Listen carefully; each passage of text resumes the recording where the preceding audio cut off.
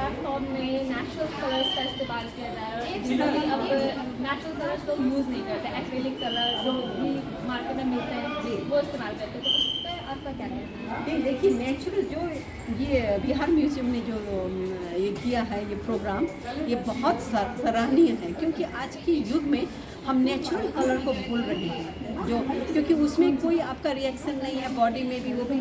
तो इस परंपरा को जीवित रखने के लिए ऐसी प्रोग्राम बहुत बहुत आवश्यक है, ऐसे प्रोग्राम का होना।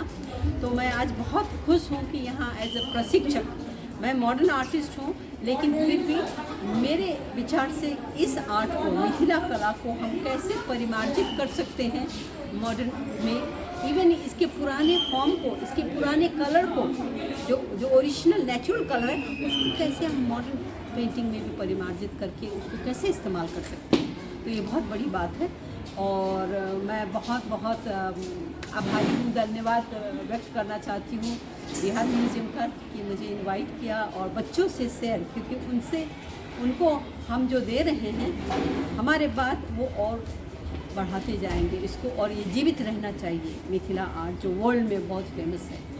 Thank you.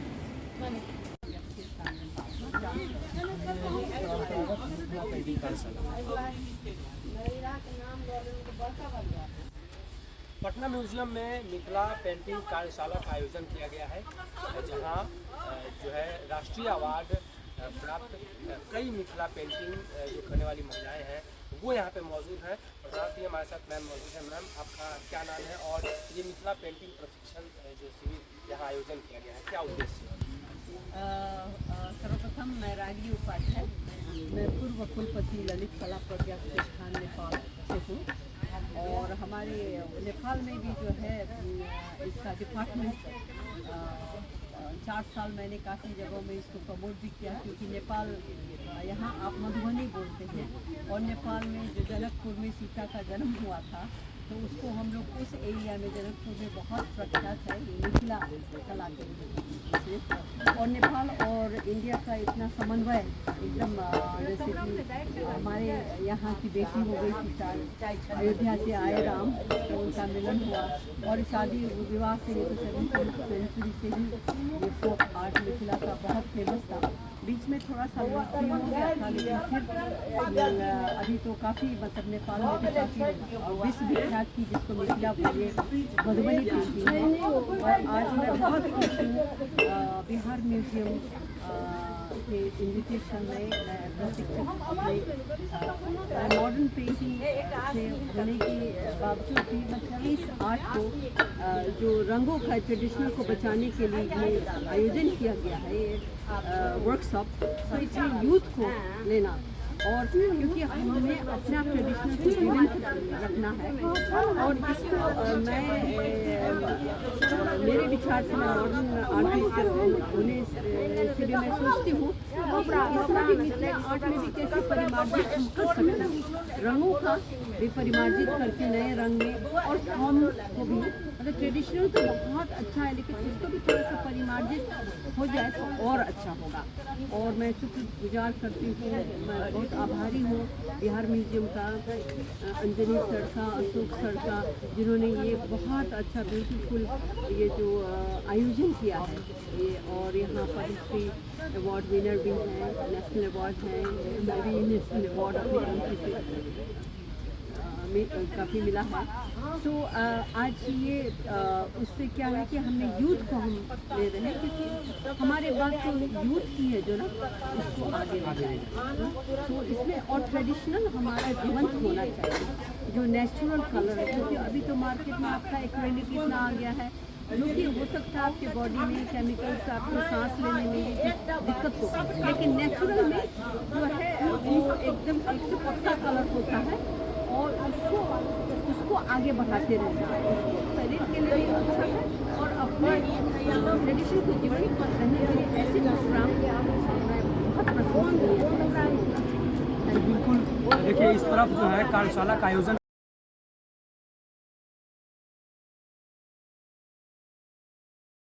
काफ़ी बड़े बड़े कलाकार यहाँ पर आए हुए हैं।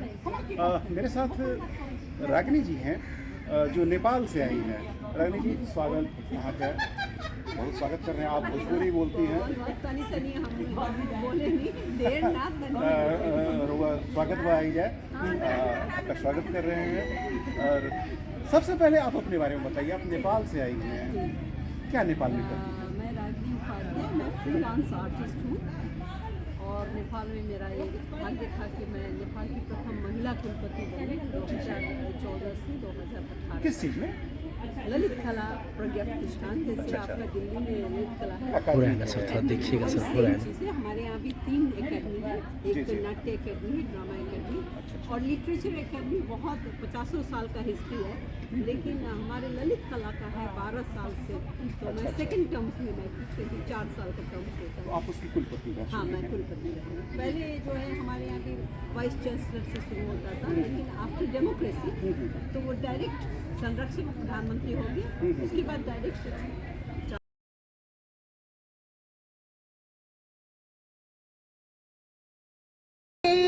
दर पे आंखें लगी थी, कला करते करते बहुत देर कर दी, रागनी दीदी आते बहुत देर कर दी, मसीहा मेरे तूने बीमार गम की, रागनी दीदी आते बहुत देर कर दी, रागनी दीदी आते बहुत देर कर दी, मसीहा मेरे तूने बीमार गम की, मोती दीदी आते बहुत देर कर दी, मोती दीदी आती बहुत देर कर दी।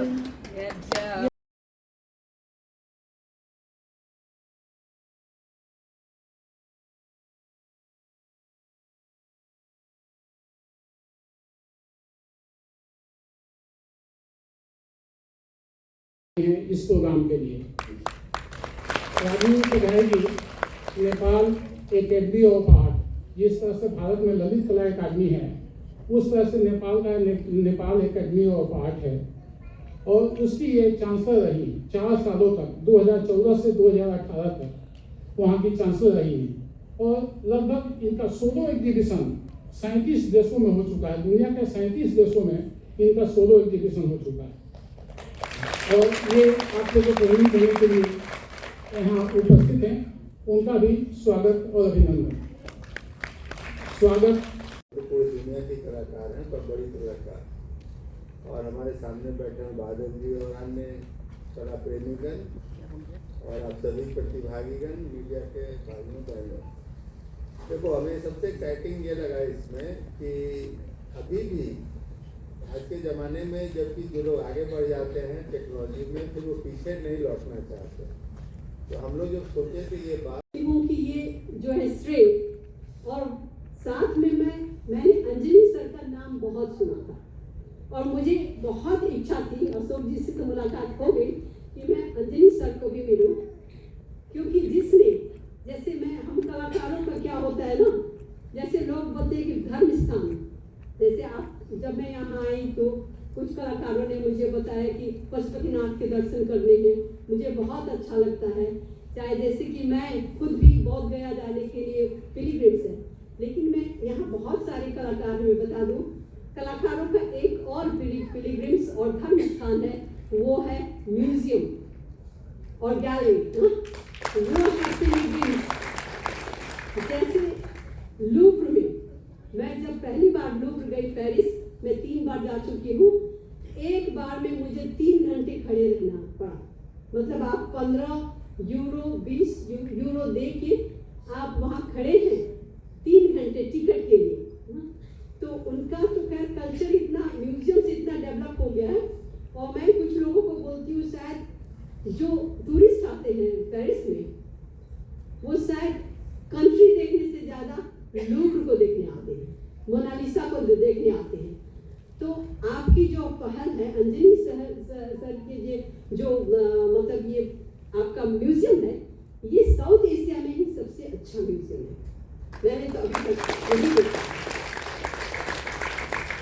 और अंजनी सर का कलेक्शन भी मैंने देखा, इतना बढ़िया कलेक्शन कंटेम्प्रेरी आर्ट का इनका।